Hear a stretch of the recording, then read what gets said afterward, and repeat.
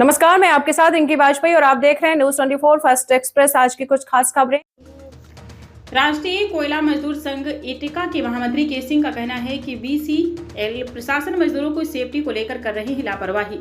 न मजदूरों के पास जूता है, न आई कार्ड है, न मेडिकल है, कुछ भी नहीं है उनके पास। उसके बावजूद भी उन मजदूरों को 250 से 300 रोजी दी जाती है। बीसीएल में कोयले से भरा ट्रक में धुआं निकलते नजर आ रहा है। इसका मतलब कोई सेफ्टी नहीं, कुछ भी हो सकता है। अगर वही कहीं कोई लाभ पर अंगार लग जाए तो दुर्घटना हो सकती है, ऐसा के सिंह ने कहा और आरोप लगाया कि भटाडी खदान में वहां के मजदूर वर्ग को कोई सेफ्टी नहीं है, कोई रास्ता नहीं है, कोई सुविधा नहीं। ऐसे ही दुर्गापुर में ललपेट में यही हाल है मजदूरों का, जिसकी लेखी शिकायत हमने कोयला मंत्री से की है।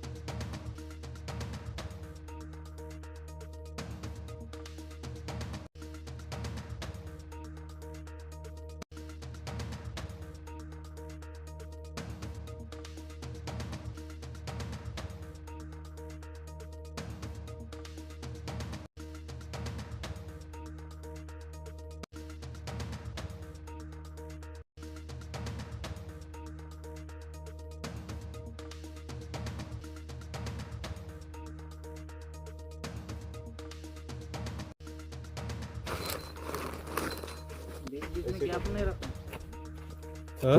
बीच में गैप मत रखो। वो गैप रख दी, पानी वो गैप से निकलेगा।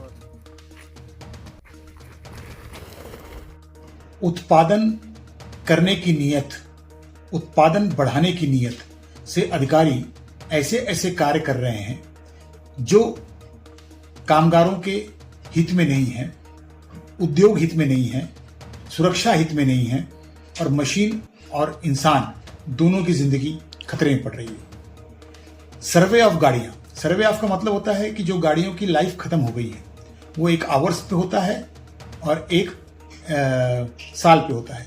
वो खत्म होने के बाद उस गाड़ी को ग्राउंडेड कर देना पड़ता है, ऐसी गाड़ी को चला रहे हैं। खदान में उत्पादन के नाम पे कोयला निकलना चाहिए। बेशक कोयला हमारा जल जाए, बेशक उसका कोई उपयोग में ना आए, लेकिन हम उत्पादन करेंगे, अपनी पीठ को थपथपाएंगे।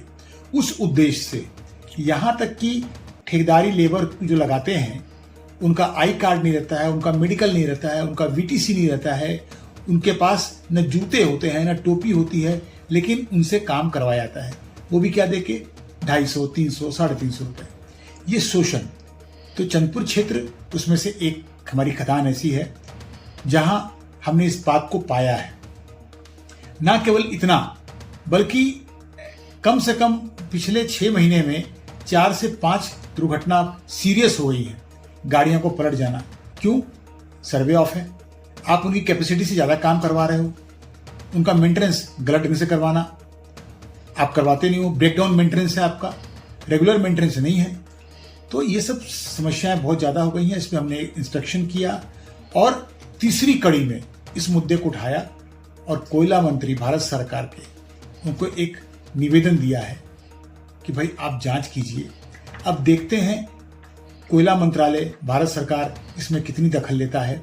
लेकिन अगर नहीं होगा तो एक आंदोलन का रूप इसको देना पड़ेगा। जो जवाबदार अधिकारी हैं इस सुरक्षा को और कोयले के उत्पादन को बचाने वाले, उनका अगर अकाउंटेबिलिटी उन पर नहीं फिक्स की जाएगी तो वो ऐसे ही करते रहेंगे। अपना 2 साल 3 साल में ऑफिसर ट्रांसफर होता है, वो 2 साल 3 साल अपना प्रमोशन के हिसाब से, अपनी वाहवाही के हिसाब से सुरक्षा को ताक पे रख के भ्रष्टाचार करके, क्योंकि पैसा तो आ रहा है, पैसा जा कहाँ रहा है। अगर हम डुप्लीकेट बेरिंग खरीद रहे हैं, हम डुप्लीकेट स्पेयर पार्ट्स खरीद रहे हैं, हम स्पेयर पार्ट्स के नाम पे पैसा लूट रहे हैं, तो ये सब समस्या आएगी।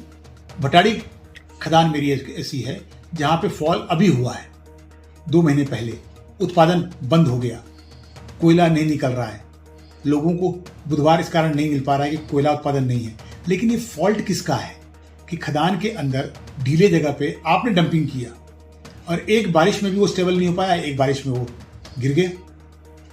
मुद्दा यहां है कि आपने डिवाइडर्स नहीं बनाए हैं, उसी पे कंपनी की हल्की गाड़ी भी चल रही है और ठेकेदार की लोडिंग भी चल रही है। तो ये सब बहुत सारी समस्याएं हैं जो देखी नहीं जा रही हैं। इसलिए मेरी कोयला मंत्री से ये निवेदन है कि भाई वो भारत सरकार से निवेदन है, हमारी मैनेजमेंट से ये निवेदन है कि इस पे जांच करें, कार्रवाई करें। हर खबर का अपडेट पाने के लिए बने रहे News 24 फर्स्ट एक्सप्रेस के साथ।